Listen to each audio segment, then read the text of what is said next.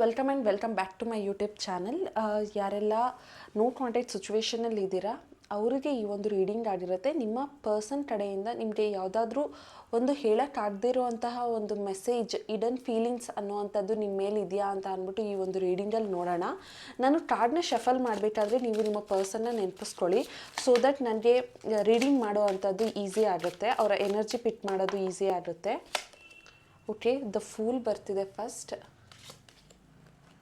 Okay, 8 of wands ಬರ್ತಾ ಇದೆ, 4 of swords ಬರ್ತಾ ಇದೆ, ace of pentacle, bottom of the deck ಬಂದು ದ ಮೂನ್. ಓಕೆ, ನೋಡೋಣ. ಸೊ ಅವ್ರು ನಿಮಗೆ ಏನು ಹೇಳೋದಕ್ಕೆ ಇಷ್ಟಪಡ್ತಾ ಇದ್ದಾರೆ, ಅವರ ಇಡನ್ ಫೀಲಿಂಗ್ಸ್ ಏನು ಅನ್ನುವಂಥದ್ದನ್ನು ನೋಡೋಣ.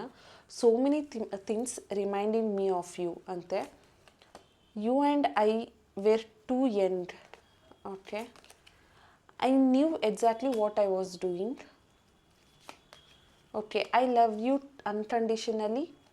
I hope that you can forgive me one day. Okay, so ಇಲ್ಲಿ ಈ ಒಂದು ಕಾರ್ಡಲ್ಲಿ ತುಂಬ ಒಳ್ಳೆ ಮೆಸೇಜಸ್ ಅನ್ನುವಂಥದ್ದು ಕಾಣಿಸ್ತಾ ಇದೆ. ಆ್ಯಂಡ್ ಅವ್ರ ಕಡೆಯಿಂದ ಇನ್ನೂ ಏನಾದರೂ ಒಂದು ಮೆಸೇಜಸ್ ಇದೆಯಾ ಅಂತ ನೋಡೋಣ. ಇದು direct bottom of the deck ನೋಡೋಣ. ಕನ್ಫ್ಯೂಷನ್. ಓಕೆ, ಇನ್ನು ಕೆಲವೊಂದು ಡೆಕ್ಕಲ್ಲಿ ಇನ್ನು ಅವ್ರ ಕಡೆಯಿಂದ ಏನೇನು ಮೆಸೇಜಸ್ ಇದೆ ಅನ್ನುವಂಥದ್ದನ್ನು ನೋಡೋಣ. Indecision. Okay, most of the times confusion, indecision ಅನ್ನೋವಂಥದ್ದೇ ಬರುತ್ತೆ ಅಪ್ಪ.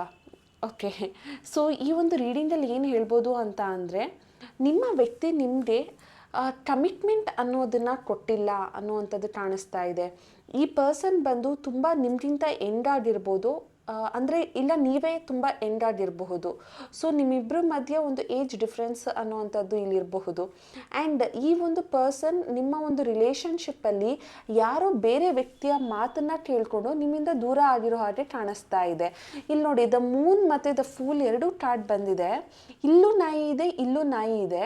ಅಂದರೆ ಅವ್ರಿಗೆ ಯಾರು ನಿಯರ್ ಬೈ, ಯಾರೋ ಸುತ್ತಮುತ್ತ ಇರೋ ಪರ್ಸನ್ಗಳು ಅವರ ಒಂದು ಮನಸ್ಸನ್ನು ಕೆಡಿಸಿ ಅವರ ಕಡೆ ಈ ಒಂದು ಪರ್ಸನ್ನ ವಾಲಿದ್ದಾರೆ. ಈ ಒಂದು ಪರ್ಸನ್ ಆ ಕಡೆ ಹೋಗ್ತಾ ಇರೋ ಹಾಗೆ ಕಾಣಿಸ್ತಾ ಇದೆ.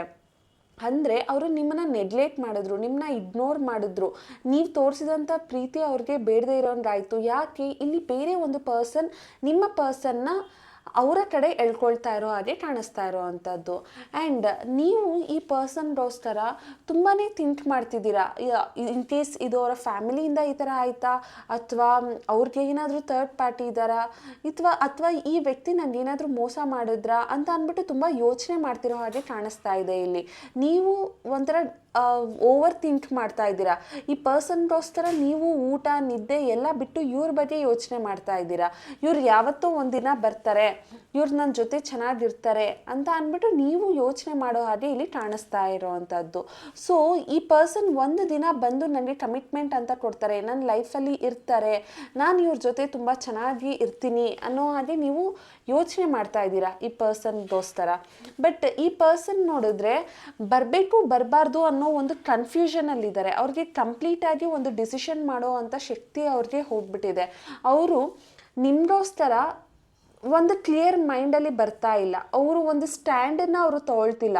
ಬರಬೇಕಾ ಬರಬಾರ್ದಾ, ನೀವು ಅವ್ರ ಲೈಫಲ್ಲಿ ಬೇಕಾ ಬೇಡವಾ ಅನ್ನೋವಂಥದ್ದು ಅವ್ರಿಗೆ ತುಂಬಾ ಕನ್ಫ್ಯೂಷನ್ಸ್ ಅನ್ನೋವಂಥದ್ದು ಆಗಿದೆ. ಆ್ಯಂಡ್ ಇಲ್ಲಿ ನೋಡಿ, so many things remind me of you. ಅಂದರೆ ಈ ಪರ್ಸನ್ ನಿಮ್ಮನ್ನ ಮರ್ತಿಲ್ಲ. ಇವರು ಈಗಲೂ ಕೂಡ ನೋ ಕಾಂಟ್ಯಾಕ್ಟ್ ಸಿಚುವೇಷನಲ್ಲಿ ನೀವಿದ್ರೂ ಕೂಡ ಈ ಪರ್ಸನ್ ಅನ್ನೋವಂಥವ್ರು ನಿಮ್ಮನ್ನ ಈಗಲೂ ನೆನಪಿಸ್ಕೊಳ್ತಾರೆ.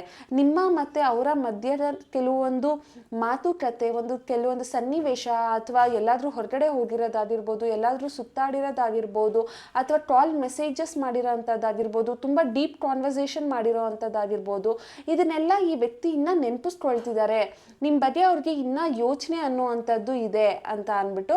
ಆ್ಯಂಡ್ ಇಲ್ಲಿ ನೋಡಿ, you and I were to end. ಅಂದರೆ ನೀವು ದೊಡ್ಡವ್ರು ಇರ್ಬೋದು, ನಿಮ್ಮ ವ್ಯಕ್ತಿ ಚಿಕ್ಕವ್ರು ಇರ್ಬೋದು. ನಾನು ಆಲ್ರೆಡಿ ಹೇಳ್ದಂಗೆ ಇಲ್ಲಿ ತುಂಬ ಏಜ್ ಡಿಫ್ರೆನ್ಸಸ್ ಇದೆ ಅಂತ ಅಂದ್ಬಿಟ್ಟು.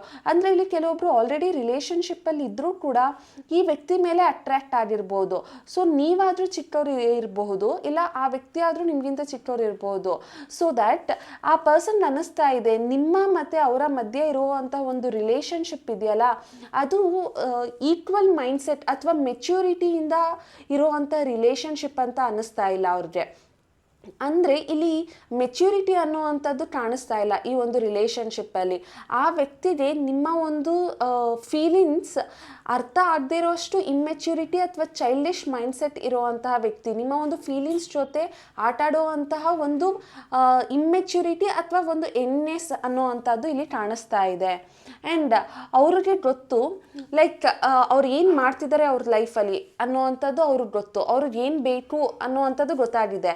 ಆದರೆ ನಿಮ್ಮ ಒಂದು ವಿಚಾರದಲ್ಲಿ ಈ ವ್ಯಕ್ತಿಗೆ ಕನ್ಫ್ಯೂಷನ್ಸ್ ಅನ್ನುವಂಥದ್ದು ತುಂಬಾ ಇದೆ. ಆದರೆ ಈ ಪರ್ಸನ್ ಈಗಲೂ ಕೂಡ ನಿಮ್ಮನ್ನು ಅನ್ಕಂಡೀಷನಲಿ ಪ್ರೀತಿಸ್ತಾ ಇದ್ದಾರೆ. ನೀವು ಅವರ ಲೈಫಲ್ಲಿ ಬೇಕು ಅನ್ನುವಂಥದ್ದನ್ನು ಈ ವ್ಯಕ್ತಿ ಫೀಲ್ ಮಾಡ್ತಾ ಇರೋ ಹಾಗೆ ಕಾಣಿಸ್ತಾ ಇದೆ. ಆ್ಯಂಡ್ ಅವ್ರು ನಿಮ್ಮನ್ನ ಕೇಳ್ತಿದ್ದಾರೆ, ಪ್ಲೀಸ್ ನನ್ನನ್ನು ಫರ್ಗ್ಯೂ ಮಾಡು, ನಾನು ಏನೇ ಒಂದು ತಪ್ಪು ಮಾಡಿದರೂ ಕೂಡ ನನ್ನನ್ನು ಕ್ಷಮಿಸ್ಬಿಡು. ನನಗೆ ಗೊತ್ತು ನಾನು ಕೆಲವೊಂದು ಕಡೆ ಕನ್ಫ್ಯೂಸ್ ಆಗಿದ್ದೀನಿ, ಕೆಲವೊಂದು ಕಡೆ ಡಿಸಿಷನ್ ಅನ್ನುವಂಥದ್ದು ತೊಗೊಂಡಿಲ್ಲ, ಒಂದು ಭಯದಿಂದ ನಾನು ಒಂದು ಡಿಸಿಷನ್ ಅನ್ನುವಂಥದ್ದು ತೊಗೊಂಡಿಲ್ಲ. ಐದರ್ ನಾನು ನಿನಗೆ ಸೆಟ್ ಆಗಲ್ಲ ಅಥವಾ ನಾನು ನಿನ್ನ ಟೈಪ್ ಆಫ್ ಪರ್ಸನ್ ಅಲ್ಲ ಅಂತ ಅಂದ್ಬಿಟ್ಟು ಈ ವ್ಯಕ್ತಿ ಫೀಲ್ ಮಾಡಿದ್ದಾರೆ. ಆ ಒಂದು ಮೋಸ ಅವ್ರಿಗೆ ಗೊತ್ತಾಗ್ತಿದೆ, ಅವ್ರು ನಿಮಗೆ ಮೋಸ ಮಾಡಿದ್ದಾರೆ, ಚೀಟ್ ಮಾಡಿದ್ದಾರೆ ಅಂತ ಅಂದ್ಬಿಟ್ಟು ಈ ಪರ್ಸನ್ಗೆ ಗೊತ್ತಾಗ್ತಿದೆ.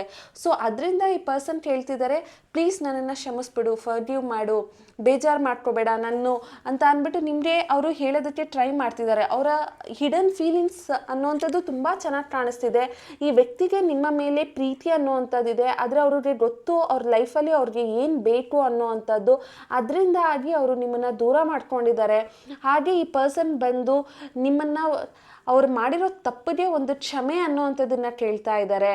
ಆದರೆ ಈ ಪರ್ಸನ್ ಒಂದು ಬೇರೆ ವ್ಯಕ್ತಿಗಳ ಮಾತು ಕೇಳಿ ಬೇರೆ ವ್ಯಕ್ತಿಗೋಸ್ಕರ ನಿಮ್ಮನ್ನ ಬಿಟ್ಟು ಹೋಗಿರೋ ಅಂಥದ್ದು. ಯಾಕೆ ಅವ್ರಿಗೆ ಅಷ್ಟು ಮೆಚ್ಯೂರಿಟಿ ಅನ್ನೋವಂಥದ್ದಿಲ್ಲ, ಆದರೆ ಅವ್ರಿಗೆ ಗೊತ್ತು ಅವರು ಬೇರೆ ಒಂದು ವ್ಯಕ್ತಿಗೋಸ್ಕರ ನಿಮ್ಮನ್ನ ಬಿಟ್ಟಿರೋದು ಅಂತ ಅವ್ರಿಗೂ ಚೆನ್ನಾಗಿ ಗೊತ್ತು. ಆದರೆ ಈ ಪರ್ಸನ್ನು ನಿಮ್ಮನ್ನು ಈಗಲೂ ಕೂಡ ಫೀಲ್ ಅನ್ನುವಂಥದ್ದನ್ನು ಮಾಡ್ತಾರೆ, ಈಗಲೂ ಕೂಡ ಮಿಸ್ ಮಾಡ್ಕೊಳ್ತಾರೆ. ನಿಮ್ಮ ಮತ್ತು ಅವರ ಮಧ್ಯೆ ಆಗಿರುವಂತಹ ಒಂದು ಮಾತುಕತೆನ ಈ ವ್ಯಕ್ತಿ ಈಗಲೂ ಮಿಸ್ ಮಾಡ್ಕೊಳ್ತಾರೆ. ಅವ್ರಿಗೆ ಅನಿಸುತ್ತೆ ಆಗಾಗ ನಾನು ನಿಮಗೆ ಮೆಸೇಜ್ ಮಾಡಬೇಕು, ಕಾಲ್ ಮಾಡಬೇಕು ಅಂತ. ಆದರೆ ಮತ್ತೆ ಅಂದ್ಕೊಳ್ತಾರೆ, ಬೇಡ, ಆಲ್ರೆಡಿ ಮುಗ್ದೋಗಿರೋವಂಥ ಒಂದು ರಿಲೇಷನ್ಶಿಪ್ನ ನಾನು ಮತ್ತೆ ಸ್ಟಾರ್ಟ್ ಮಾಡಿದ್ರೆ ಚೆನ್ನಾಗಿರಲ್ವೇನೋ ಅಂತ ಅಂದ್ಬಿಟ್ಟು ಮತ್ತೆ ಸ್ಟಾಪ್ ಮಾಡುವಂಥದ್ದು ಈ ಒಂದು ವ್ಯಕ್ತಿ ಫೀಲಿಂಗ್ಸ್ ಆಗಿದೆ.